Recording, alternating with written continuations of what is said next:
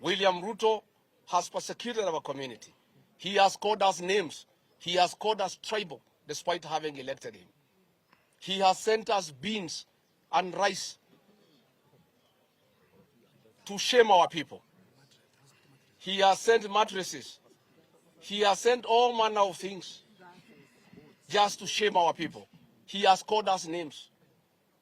But the people of Ol Kalou have dignified our community. I want to say thank you to the people of Ol Kalou.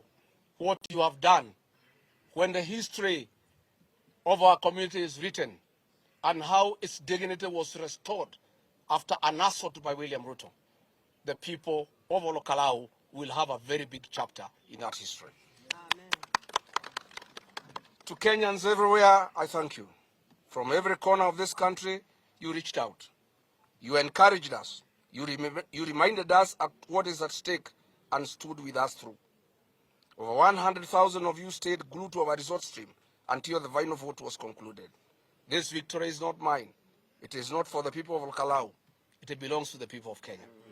Let me thank our Deputy Party Leader, Cleophas Malala, who kept Kenyans informed on what is going on through press conferences yesterday.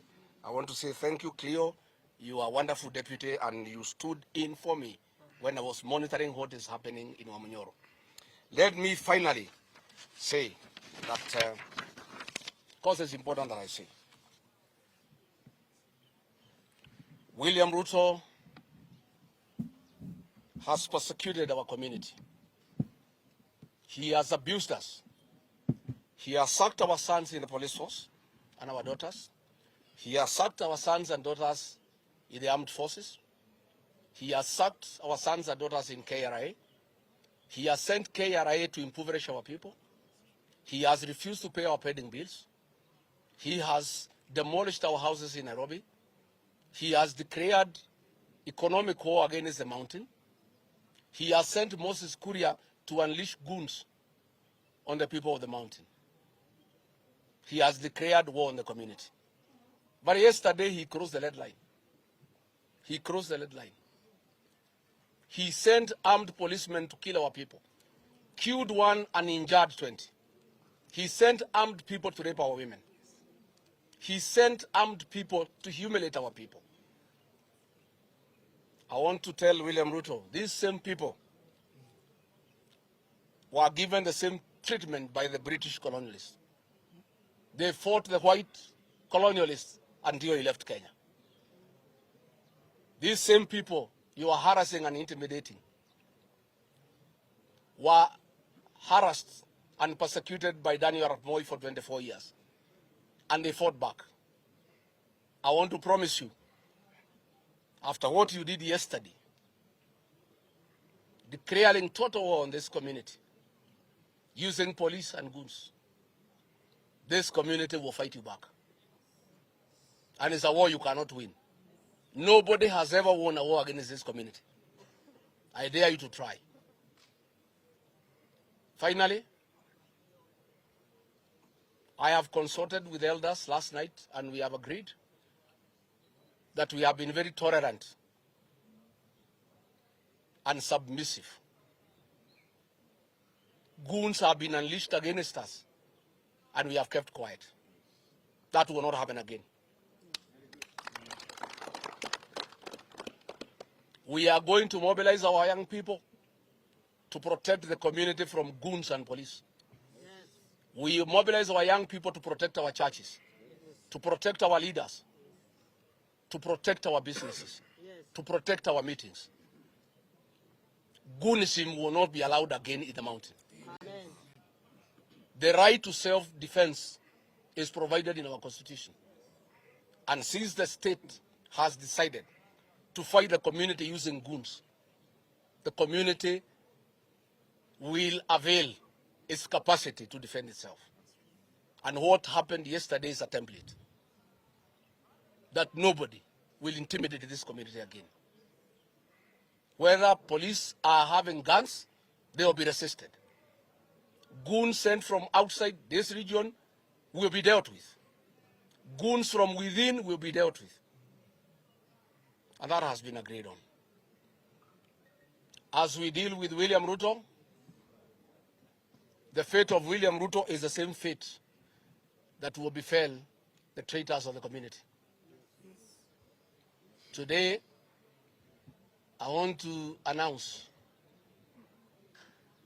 that all the people who are here to cause violence will be voted out in the next general election. Yes. I'm giving guidance to the people of Kikuyu constituency to wake up early next year to send Kimani Ichung'wa home. I'm giving guidance to the people of Kiambu to wake up early to send Anwar Murada home. I am giving guidance to the people of Muranga that Betty Minor should not attain 500 votes in the next year general election. I'm giving guidance to the people of Madeira, where I come from, and I'm a voter. Eric Wamumbi should not get 100 votes. I'm giving guidance to the people of Bahati that Irene Joki must be sent home. I am giving guidance to the people of Kiamba, that little young boy that I assisted to become a member of parliament, who have become a disgrace to the people of Kiamba and the people of Kiambu. John Kawanjiku must be sent home. I am saying that Sabina Chege should never get any elected position within the mountain.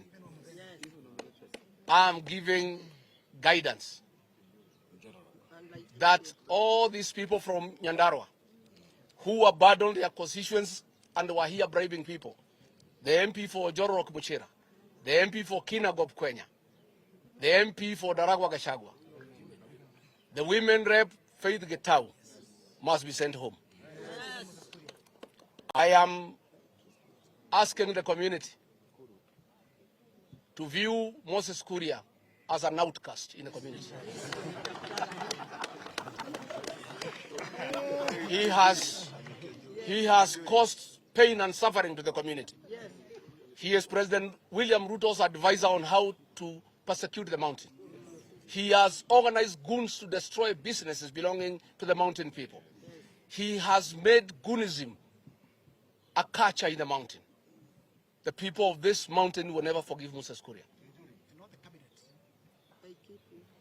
Mwangi Kujore is the chief strategist advising William Ruto on how to persecute the mountain. The people of Laikipia must reject him in total. Amen. I want to say, not just those I have mentioned, those are the ones who are actively involved in this violence. The one who oversaw the raping of our women, one of the most painful things in our community. Yes. When you rape our women, you touch our own nerve, yes, and we can never forgive. Those people will be dealt with. Therefore, mimi nataka nishukuru sana. Mheshimiwa, nataka nikupongeze.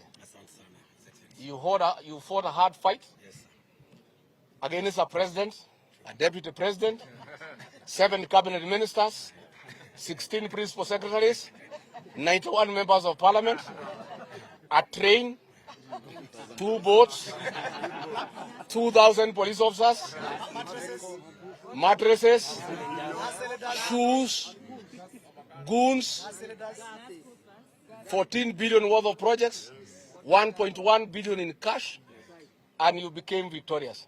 Wewe ni mtoto wa Mungu. Wewe ni mtoto wa Mungu. And I want now to officially welcome you to the Itungati movement. Before your election yesterday, we were 18. Now we are 19. And we are very happy because our team is getting bigger. Please come and join our team. I have no doubt you will never betray our people. I am sure even if William Ruto offered you 100 million, you will not take. I am sure that they elected the best.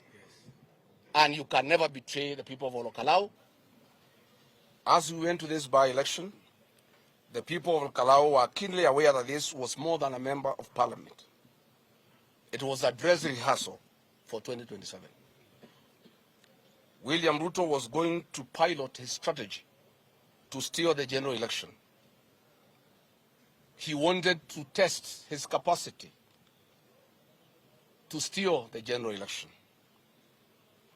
It was hence incumbent upon us also to have our pilot on our strategy and capacity to counter his designs which we now have established. Even if he changes a single dot, we have the web. The great people of Kalau have a national responsibility to create the template that all of Kenya will follow to defend their win. The results are in, and Ol Kalou has delivered. William Ruto flooded Ol Kalou constituency with obscene amounts of money. Kenya shillings 14 billion in projects over 3 months. 1.1 billion Kenya shillings directly in cash. He stripped mattresses from hospital wards to donate. He brought gas cylinders and even speedboats in dams where there is no fish or fingerlings. In full view of the country, William Ruto shamelessly tried to bribe the voters. The people stood their ground and said no.